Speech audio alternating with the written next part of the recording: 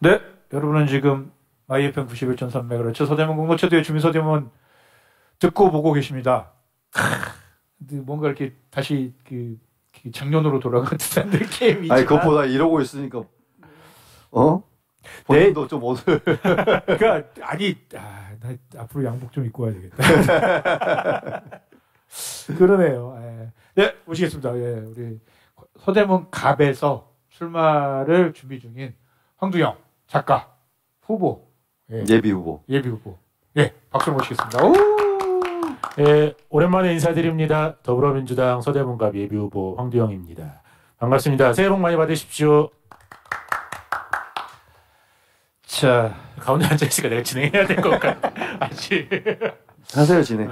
안 되면 그거는 아니죠. 우리 질문부터 이제 해야 되는데 출마에 대한 이야기를 조금 일단은 좀 물어봅시다. 너무 본격적으로 이렇게 어색한데 이런 거 질문하기 좀 어색하긴 한데 어쨌든 그럼에도 불구하고 얘기해야 될 것 같으니까 출마를 언제부터 좀 하게 됐다고 생각을 했고 왜 서대문 갑을 출마를 하게 됐는지 좀 이야기를 좀 해주세요. 사실 출마 고민은 계속 있기는 있었고, 그러니까 막연하게 이제 우리가 선배들한테 좀 뭐 양보해야 된다. 민주당이 또 바뀌고 세대 교체도 돼야 된다. 이렇게 계속 주장을 해왔고, 저도 뭐 그런 주장을 해온 사람으로서, 근데 이게 뭐 어쨌든 당에서 훈련된 사람들이 출마를 하지 않고 선배들한테만 나가라고 하는 게 좀 좋지 않다. 그런 좀 부채의식. 그리고 그게 나한테까지도 좀 해당되는 문제라는 생각은 계속 있었어요. 그렇지만 또 출마라는 게 쉽지 않고 지금도 사실 쉽지가 않은데 이제 뭐 저도 먹고 살아야 되고 여러 가지 현실적 고민 때문에 주저하고 있었는데 우상호 의원님이 불출마 선언을 하셨고 제가 이제 워낙 뭐 서대문 토박이거든요. 저는 이제 방송에서도 얘기했었지만 초중고 다 서대문에서 나오고 그만큼 이제 우상호 의원님도 후보로서 정치인으로서 오래 배웠는데 불출마했는데 그럼 뭐 준비가 돼 있는 어떤 다른 후보군이 없을 때 우상호 의원님도 조금 모양새가 안 좋고 당도 그렇고 우리 세대도 다른 선배들에게 더 양보를 해달라 더 우리에게 기회를 달라고 주장하는 것들이 쉽지는 않겠다.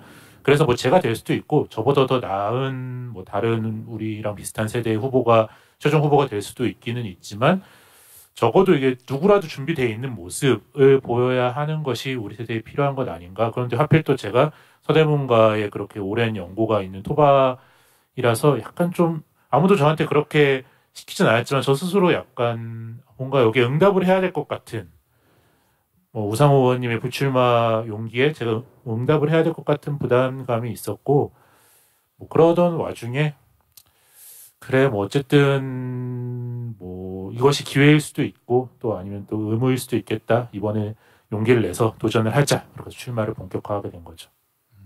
계속 서대문 토박이 얘기를 하는데 보시거나 들으시는 분들은 잘 모르잖아요. 네네. 어떤 의미에서 서대문 토박이인지를 좀 증명을. 일단 제가 홍은초, 홍은중, 인창고 이렇게 나와서 초중고를 다 서대문에서 나왔고 태어나기는 바로 옆에 은평구 가련동에서 태어날 때는 은평구였어요, 서대문구였어요. 그때는 은평구죠. 은평구. 저희 이제 조부모님께서 이제 실향민이셔서 내려와서 서울에서 처음 자리를 잡으신 게 충정로, 지금 경의선 철길가에 지금 그 철길 떡볶이라고 유명한 가게 있잖아요. 바로 그 근처에 자리를 잡으셨고, 이제 아버지도 그러니까 충정로에서 태어나셨고, 어머니는 이제 강원도 영월분이신데 그때 이제 서울로 상경하셔서 천연동에 살면서 이제 일을 하고 계실 때 이제 두 분이 연애를 하셔가지고 이제 신혼집은 은평구에 얻어서 이제 거기서 저랑 형이 태어나고 다시 이제 서대문으로 돌아오시게 된 거죠. 그러면 이제 군대랑 대학교 빼고는 쭉 서대문. 그렇진 않고요. 뭐 이제 뭐 저도 보좌관 생활을 했으니까 보좌관 지역구 따라서 다른 지역도 살아보고 그리고 좀 뭐 약간 오히려 젊었을 때는 뭐 이게 서대문 덜 사랑해서가 아니라 다른 동네 좀 살아보고 싶었어요. 서대문은 하도 이제 평생 살기도 했고 제가 나온 대학교가 뭐 서대문에서 조금 거리가 있는 그 핑계 삼아서 여기저기 좀 살아보기도 했는데 그러니까 서대문의 장점과 단점이 더 잘 보이는 그래서 이제 다시 서대문에 돌아와서 우리가 서대문에서 잘 발전시켜야 될 것 그리고 서대문에서 바꿔야 할 것이 우리 다른 지역에서도 많이 살아봤기 때문에 더 잘 보게 된 것 같아요. 그 젊다 보니까 이력이 얼마나 될지 사람들이 또 이렇게 유권자나 뭐 이렇게 궁금해하실 수도 있을 것 같아요. 그래서 이렇게 좀 이제 뭐 보좌관 생활이나 뭐 청와대랄지 뭐 이런 거에 대해서 어떤 사회적 정치적 활동을 그치. 했는지 조금 좀 그걸 얘기해 주시면 좋을 것 같아요. 그렇죠. 약간 진행자들도 다 아는데 이렇게 서로 물어봐 주시려고 하니까 솔직히 말하면은 저는 구체적으로는 잘 몰라요. 저도 외우고 다니진 않아요. 일단 저는 고등학교 때부터 좀 정치를 좀 정치권에서 일하고 싶다. 근데 꼭 정치인이 되고 싶다라기보다는 좀 정치적인 기여를 하고 싶다는 꿈을 꿨는데 그게 좀 있는 게 제가 인천고등학교 다닐 때 두발자유화 운동을 그때 했었어요. 좀 기억하실 수도 있는 분이 있겠지만 2000년대 초반에 약간 두발자유화 운동 붐이 있었고 저기서 거기서 뭐 좀 나름의 중요한 역할들을 했었는데 그때 어떤 일이 있었냐면은 막 청소년들이 자꾸 집회를 하고 그러니까 당시 이제 김대중 정권 때 교육부에서 그러면 좀 두발 규정을 완화하도록 해라. 제가 그래서 막 교복 입고 막 경찰서 가서 집회 신고도 하고 그러니까 학교 막 정보관들이 찾아오고 막 그랬었는데 대학도 아니고 고등학교에 뭐 그러다가 이제 두발 규정을 조금 완화하게 됐는데 그래서 이제 제가 다니던 인창고도 원래는 진짜 뭐 스포츠형 머리, 뭐 짧은 스포츠형 머리만 되다가 눈썹까지는 앞머리가 내려가도 된다. 뭐 그렇게 규정이 바뀌어서 이게 약간 뭐 한 발짝 나가간 거기도 하고 근데 이게 약간 조금 저한테 좀 찝찝한 생각이 들더라고요. 어쨌든 이 두 발을 학생들이 마음대로 하지 못한다라는 것 자체가 조금 부족하다. 그래서 이렇게 애매한 결정이 되는 이유는 뭘까? 누가 이런 결정을 내리고 교육부에서 이렇게 결정을 하도록 만든 사람은 뭘까? 그런 때문에 본격적으로 이게 정치의 영역이구나 라고 생각을 했는데 그래서 이제 대학도 정치학과를 갔고 정치학 석사까지 하고 나서 근데 뭐 제가 나름 또 원래도 좀 글을 잘 쓰는 편이기 때문에 선생님들이 역시 정치를 하면 뻔뻔해지는 것 같아요. 진행할 때는 안 이랬거든요. 그러니까 그리고 네. 맞아요. 뻔뻔하려고 노력을 좀 많이 하고 있습니다. 선생님들이 박사를 해라. 그리고 제가 나온 이제 서울대 정치학과 대학원에서 한국 정치를 전공한 박사를 그때 되게 많이 만들고 싶어 하셔서 선생님들이 제가 한국 정치를 전공했으니까 박사 하라 말씀도 많이 하셨는데 국회에서 일을 해보고 싶어서 본격적으로 국회에서 일을 하게 됐죠. 그래서 2012년에 국회 인턴으로 취업을 했고요. 첫 의원실이 어디예요? 진선미 의원실. 진선미 의원실 국회 인턴으로 19대 국회 시작하는 날 5월 31일자로 임용이 돼서 일이 실제로 5월 30일인데 서류처리 아마 6월 1일 날 됐나 보다. 아무튼 19대 국회 시작하는 날에 이제 임용이 돼서 진선미 의원이랑 7년 넘게 일을 했고요. 그래서 제가 좀 남들보다 특이한 거는 한 의원실에서 제일 막내인 인턴부터 최고 직급인 4급 보좌관까지를 다 했다. 그리고 한 그 6년 만에 승진을 한 건데 그 뭐 승진 자체도 굉장히 빠르지만 한 의원실에서 그렇게 막내부터 최고 직급까지 다 한 경우는 진짜 드물거든요.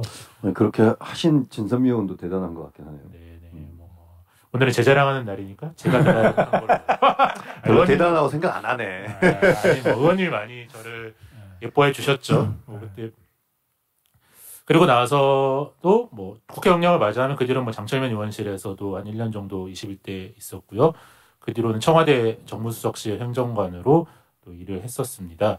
뭐 그 와중에 이제 진선미 의원실 나올 때부터 계속 좀 제가 작가 뭐 제 목소리를 좀 내고 싶다. 뭐 보좌관이라는 것도 인정을 받았지만 제 주장을 조금 더 하고 싶다라고 해서 작가 생활을 시작해서요. 외롭지 않을 권리라는 책으로 처음 단행본을 냈고 그 뒤에 또 이제 계속 뭐 정책 실무자랑 작가로 왔다 갔다 하면서 후보 단일화 게임 그리고 성공한 민주화, 실패한 민주주의 이렇게 세 권의 책을 냈는데 뭐 다행히 세 권 다 이제 베스트셀러가 돼서 뭐 그 뒤로는 이제 청와대에서 나오고 나서는 조금 더 작가로서 본격적인 생활을 하고 방송도 여러분들이 이제 청취자분들은 아시겠지만 주민서대문 진행도 하고 문재인 대통령하고 임기가 같이 막 아침에서 문재인 대통령 임기 끝나면서 같이 나온 거죠. 그러니까. 그렇죠. 이제 우리가 순장조라고 보통 좋은 표현은 아닌 것 같은데 이렇게 말을 하는데 이제 문재인 대통령님 마지막 날까지 같이 뭐 모시고 그때 한창 코로나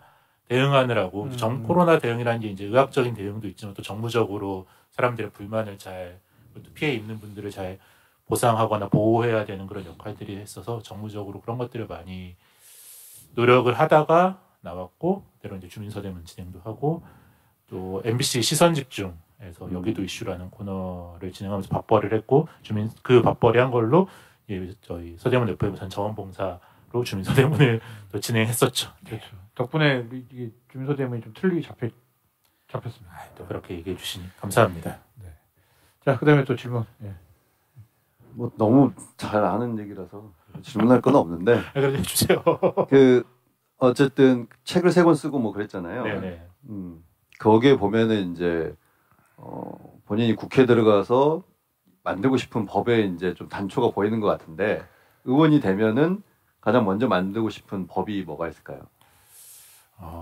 이게 뭐 1호 법안이 될지는 잘 모르겠는데 뭐 물리적인 1호 법안이 아니더라도 좀 빨리 진행하고 싶은 거는 제가 외롭지 않을 권리에서 주장한 생활동반자법이라는 내용이에요.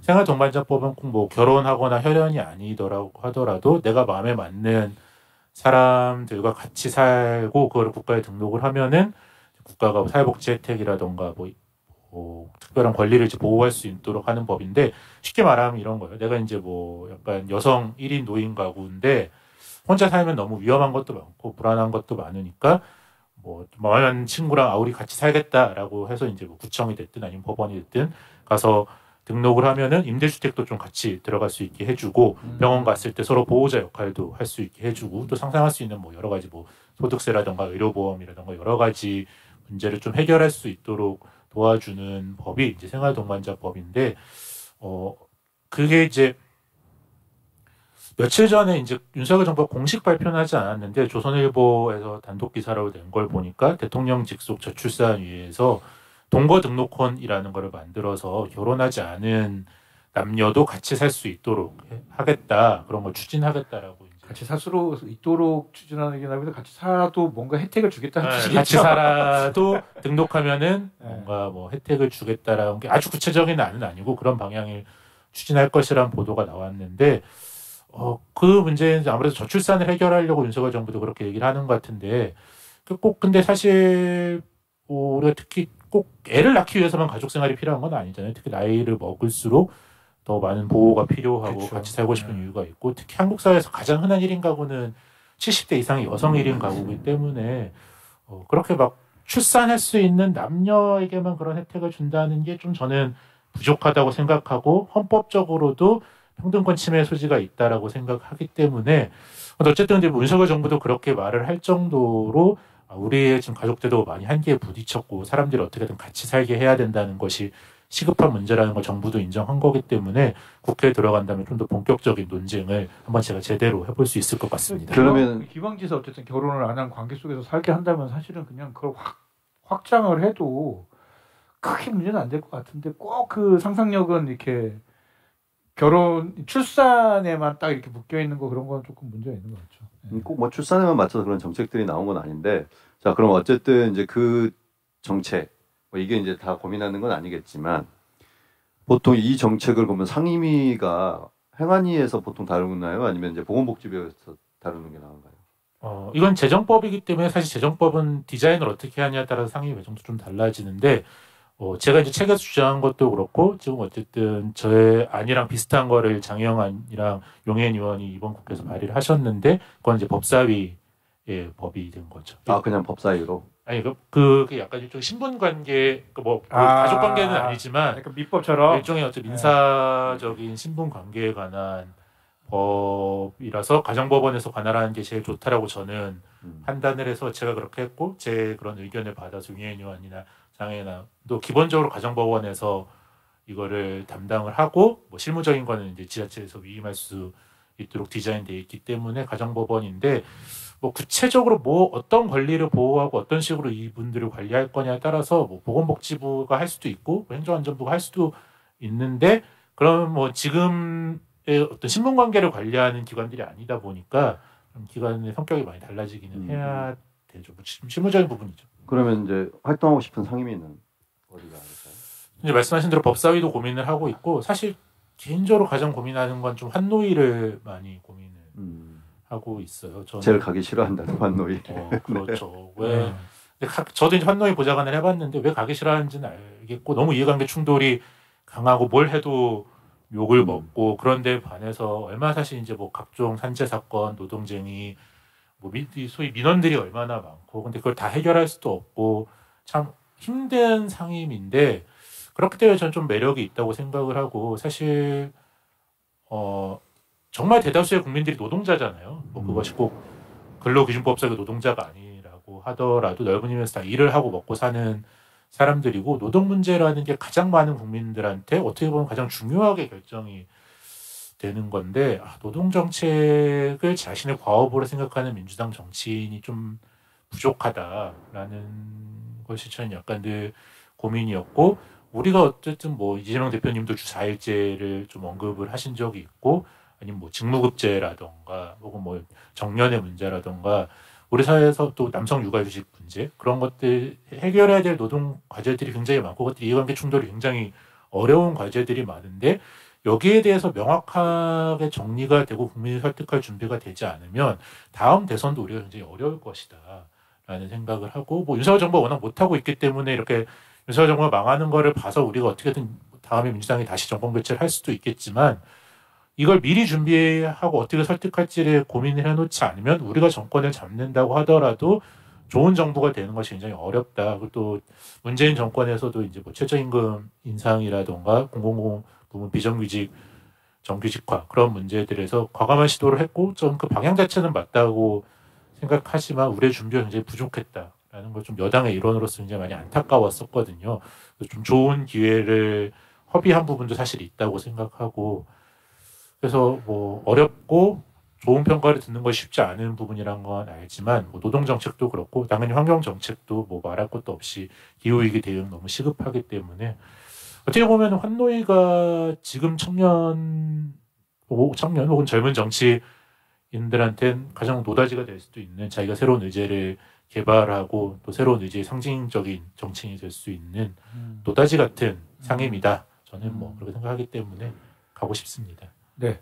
청년 정치인 얘기 나오셨으니까 이제 마지막으로 쓴 책, 세 번째 쓴 책이 마지막이라니까 말이 좀 세 번째 쓴 책이 최근. 성공한 민주와 실패한 민주주의라고 해서 이제 86세대들에 대한 아주 그냥 대찬 비판을 했어요.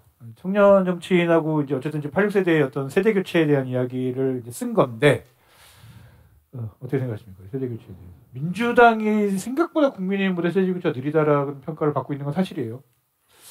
정확히 말하면 저는 물리적으로 세대 교체 무조건 뭐 젊은 사람들이 된다고 정치가 더 나아질 거라고 생각한다기보다는 그 소위 이제 86세대들이 갖고 있는 정치적인 세계관의 한계가 다다랐다. 뭐 그것이 86세대 스스로 반성해서 새로운 정치를 보일 수도 있고 후배들이 뭐 새로운 정치를 제기해서 할 수도 있는데 사실 뭐 사람이 하나의 세계관을 갖고 있는 것들이 바뀌는 것이 쉽진 않기 때문에 어느 정도의 실질적인 인물의 교체도 필요하다고 생각을 하기는 하고 제가 이제 뭐 거기 좀 주도하고 싶다라는 생각이 드는데 근데 저도 고민이 되는 게 그러니까 제가 고민을 했던 게 너무 이제 어떤 우리와 반대되는 사람들을 기득권으로 상정해 놓고 그 사람들을 우리가 물러나게 하기만 하면은 나머지 사람들은 더 어떤 공통의 이해관계를 가지기 때문에 뭐 쉽게 되게 좋은 나라가 될 것 같다라고 하면서 실제로 사람들이 갖고 있는 구체적인 이해관계, 가령 뭐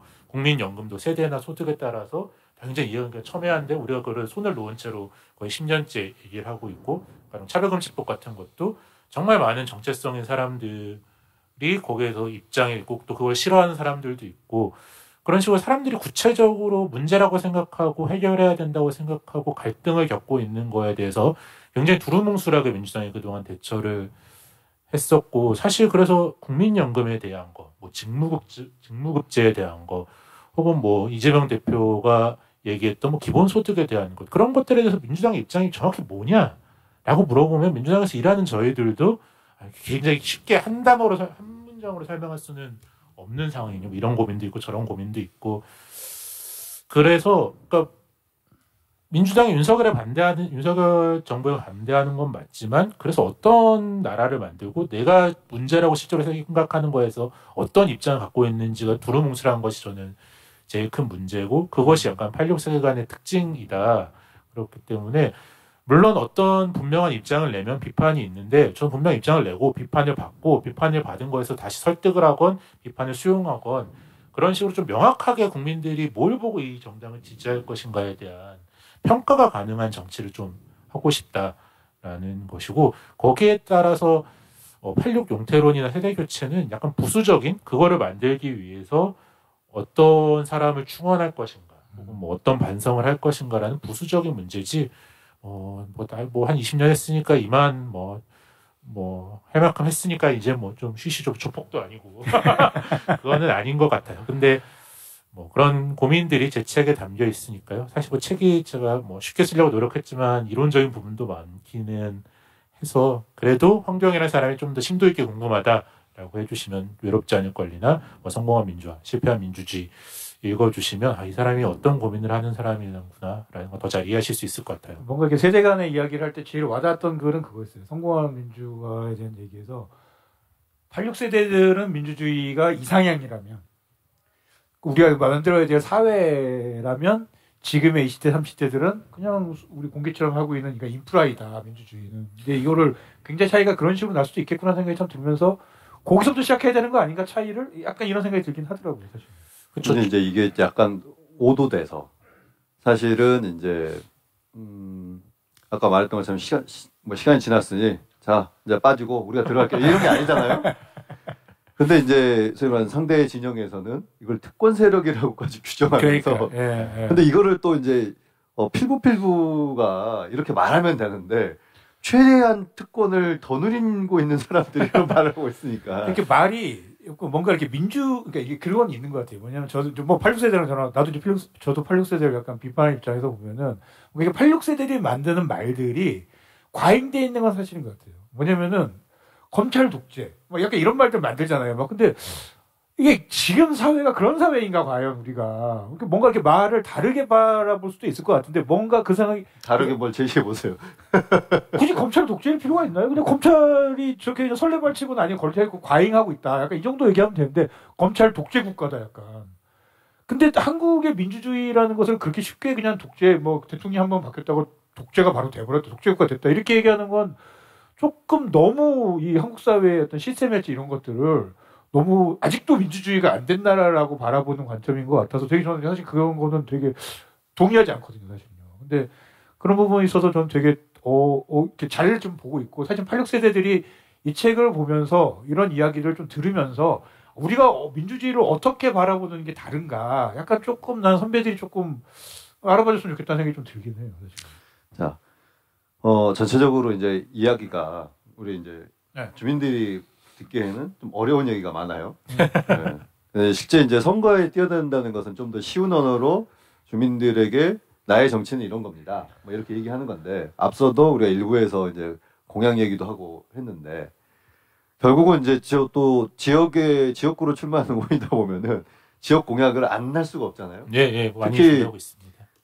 저기 지금 아현 삼거리인가요?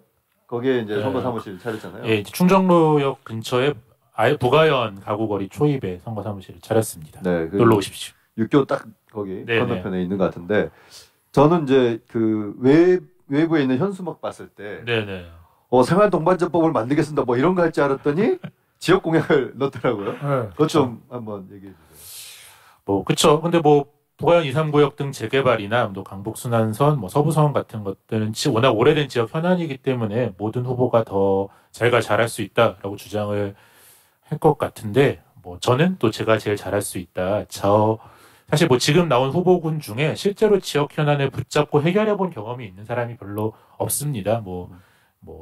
이수진 의원님 같은 경우도 비례대표 의원이시기 때문에 지역 현안을 해결하려면 누굴 붙잡고 어디서 들어 누워야 될지 사실 그렇게 쉬운 문제는 아닌데 저는 이제 보좌관 생활을 워낙 오래 해봤고 실제로 다른 지역에서 9호선 연장이라던가 지방의료원 유치처럼 수십 년씩 묵혀있던 사안들을 정말 서울시에서도 들어눕고 또 세종시 가서 국토부에서도 들어눕고 제가 들어눕기도 제가 들어놓으면 아무도 저를 못 들어내거든요. 그런 돌아가면 되는데 그러니까 비유적 표현 정말 몇 시간씩 회의실에서 붙잡고 설득해서 해결한 경험이 실제로 있는 사람이고 또 청와대에서 전체적인 예산의 흐름이나 사업 진행에서 누가 실제로 키포인트인가 있다라는 것들을 아는 사람이기 때문에 저에게 기회를 주신다면 뭐 그 문제도 가장 잘 해결할 수 있을 것 같다라고 하고 제가 좀 독특하게 저만 주장하는 것들은 신촌을 조금 더 업무지구로 바꿀 필요가 있다라는 것이고 그렇기 위해서는 좀 대형 오피스나 호텔들이 들어올 수 있도록 용적률이나 용도 지역을 상향해야 된다라는 주장을 좀 하고 있는데 지금 이제 이성훈 구청장님께서도 열심히 이제 신촌 상권 활성화를 한다고 해서 뭐 이벤트 일회성 이벤트 같은 것도 많이 하시고 뭐 대중교통 지구를 했다 안 했다 계속 이렇게 혼란스러운데 사실 좀 백약이 무효한 상태인 것 같아요. 얼마 전에 크리스마스 이브에도 신촌 상인들이 트위터에 올리신 걸 봤는데 진짜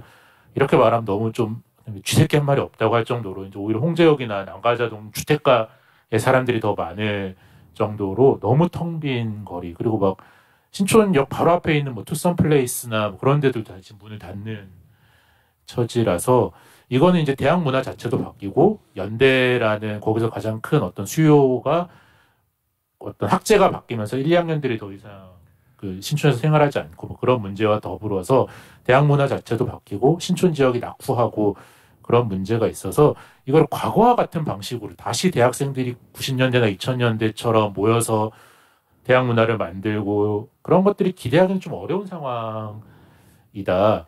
그래서 근데 신촌이 정말 위치가 좋은 게 을지로랑 여의도랑 홍대를 다 연결할 수 있는 굉장히 좋은 위치이기 때문에 거기가 업무지구가 충분히 될 수 있고 사실 거기보다 더 위치가 저는 안 좋다고 생각하는 마포나 공덕에도 예전에는 뭐 신촌보다 훨씬 더 낙후된 동네였는데 지금 보면은 뭐 여의도만큼은 아니지만 대형 오피스들이 꽤 많이 들어오면서 수요 창출이 되고 그 뒷길가에 있는 데서는 굉장히 맛집도 활발하게 장사가 잘 되고 그런 식으로 바뀌어서 신촌도 좀 더 대로변은 좀 더 오피스가 들어와서 수요 창출이 되고 그리고 공급도 약간 어느 정도 지금은 너무 소상공인들끼리 출혈 경쟁이 너무 심한데 좀 전체적으로 좀 상가 숫자도 줄이면서 좀 장사가 다시 될 수 있을 때 좀 새로운 창업들도 일어날 수 있고 좀 흥미로운 가게들 장사가 돼야 결국 뭐 새로운 가게들이 들어올 수 있는 거기 때문에 그러면 전반적으로 좀 분위기가 살아날 수 있을 거라고 생각을 해서 뭐 좀 도시계획 자체를 그렇게 바꾸고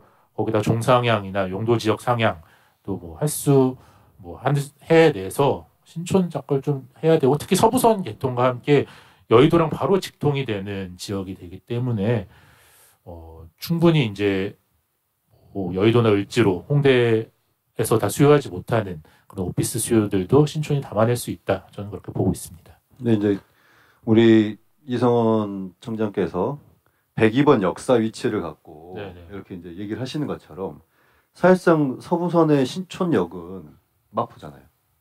뭐 그렇기는 하죠. 네. 네네.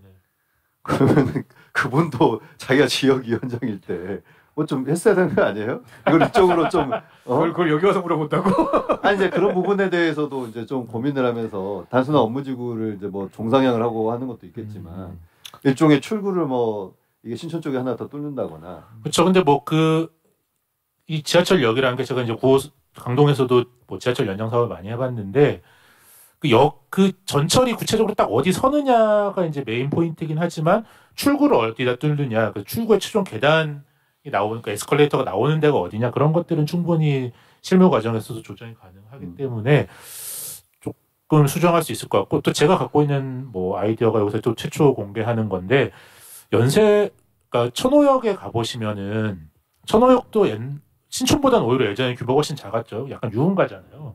거기도 유흥가고 현대백화점 있고 현대백화점 주변에 술집이 있는 거 어떻게 보면 신촌이랑 분위기가 좀 비슷한 성격의 유흥가인데 옛날에는 천호역 현대백화점이 신촌 현대백화점 매출 순위 훨씬 낮았어요. 근데 지금 천호역 현대백화점이 신촌 현대백화점보다 매출 순위가 올라갔거든요. 그게 그러니까 천호역은 좀 장사가 잘 되는데 뭐 여러 가지 이유가 있겠지만은 천호역은 공영주차장이 굉장히 잘 돼 있어요. 공영주차장을 어떻게 만들었냐면은 그 천호대로 지하를 다 공영주차장으로 만들었어요. 이제 그것은 바로 근데 우리가 이제 서부선 공사를 하려면 어쨌든 지하를 파야 되잖아요. 연세로 지하를 파야 되기 때문에 그것을 이제 뭐 민간에 위탁을 줄 수도 있고 아니면 서울시나 뭐 제정을 해서 수직적으로든 수평적으로든 이 지하 공사를 할 때 그 지하를 공영주차장을 더 개발을 하면은 오히려 뭐 출구가 어디 있냐 부채적인 문제를 떠나서 저희 지역에도 연세로 전체를 뭐 거기 공유주차장으로 사용한다라고 생각해 보면 훨씬 더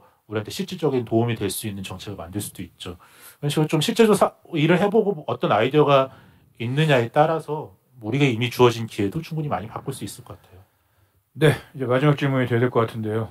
그래 벌써 마지막이에요? 네, 시간이 거의 다 되고 있어서 진짜 이제 마지막 질문도 그렇게 길게는 못할 것 같은데 상내에서 어쨌든 이제 전략지역구예요. 서대문 갑이. 네네. 네, 어떻게 될 거라고 보십니까? 전략지역 관련해 가지고 어떻게 되고 있는지도 궁금하고 사실은 어떻게 될 것 같은지도 사실은 궁금하고 그렇거든요. 네. 뭐 당에서 전략지역이고 정말 선거기획당에서 전략지역은 청년이랑 여성을 뭐 우선 추천하겠다. 그렇죠. 그 얘기까지 들었어요. 뭐 그 얘기까지 해서 뭐 지금 서대문 갑에서 도전하고 있는 청년 후보가 저밖에 없기 때문에 그리고 또 우상호 의원님도 세대 교체를 위해서 자기는 불출마한 거랑 굉장히 분명히 하셔서 젊은 후보가 나와야 된다라는 건 여러 번 공식적으로 밝히시기 때문에 지금으로선 제가 1번인데 더 제가 리스트에 올라와 있는 1번이지만 누가 더 리스트에 올라올지는 당에서 더 인재 영입을 또 해야 되고 그런 절차가 마무리되지 않았기 때문에 뭐 지금으로선 제가 가장 앞서 있다. 저는 그렇게 평가하고 있습니다. 나이는 어떻게 돼요? 본인 나이. 아, 저는 이제 만으로 39이죠. 이제 한국 나이로는 40이고요. 39이. 그 선거 일에는 나이가 만 39세인가요? 만 39세? 네, 선거 일에도 만 39세. 네, 제가 10월생이기 때문에. 네. 알겠습니다. 자, 이제 마무리를 지어야 될 것 같은데 마지막으로 우리 유권자 여러분 혹은 청취자 여러분, 시청자 여러분에게 하시고 싶은 말씀 있으면 해주시고 예, 인사드리겠습니다. 새해니까 새해 첫 방송. 네, 이렇게 새해 첫 방송에 불러줘서 영광이고요. 서대문을 잘 아는 사람, 정치도 잘 아는 사람 황두영이고요. 앞으로 많이 지켜봐 주시고 많이 응원해 주십시오. 새해 복 많이 받으십시오. 감사합니다. 자, 새해 첫 방송 어땠습니까? 네, 새해에는 우리 황 PD님께서 조금 더 텐션을 더 올려주시면 좋겠다. 아, 더 올렸으면 좋겠다. 네. 지금도 잘 가다가 갑자기 훅 떨어져요. 성금이 좀 많이 필요하신 것 같은데 텐션을 올리시려고. 술을 마셔야 되나? 아니, 보통 오전 방송이나 뭐 이럴 때는 제가 전날 술을 많이 마셔서 좀 떨릴 수 있는데. 알겠습니다. 네. 제가 없으니까 형님들이 아주 이렇게 힘들어하고 계시네요. 더 텐션 한번 올려보도록 하겠습니다. 자, 예, 새해 첫 방송이었습니다. 어떠셨습니까? 앞으로도 지금 후보들 계속 기다리고 있습니다. 뭐 국민의힘 후보들도 섭외를 하고 있고요. 뭐 아직 남아있는 진보당 후보도 있고요. 또 민주당 후보들이 좀 더 이렇게 더 하다면 민주당 후보들도 이제 뭐 현역에 있는 국회의원들도 모셔서 이야기를 들어보려고 하고 있습니다. 필요한 공약이나 질문 이런 것들 조금 달아주시고 하시다면 저희가 전달을 해드릴 테니까 관심 많이 가져주시고요. 어쨌든 뭐 총선 있을 때까지 열심히 저희 방송 만들도록 하겠습니다. 마지막으로 우리 신청곡 하나 우리 들으면서 끝내려고 하는데 어떤 노래 들을까요? 네. 뭐 모두들 힘내시고 어려움이 있더라도 잘 이겨내시라는 뜻에서 하이키의 건물 사이에 피어난 장미 듣도록 하겠습니다. 네, 건물 사이에 장미가 피어나듯이 올해 한 해 2024년도 꿋꿋하게 살아남았으면 좋겠습니다. 자, YFM 91.3MHz 서대문 공동체 라디오의 주민서대문 지금까지 황원이었습니다. 네, 차승현이었습니다. 예, 황정입니다. 감사합니다.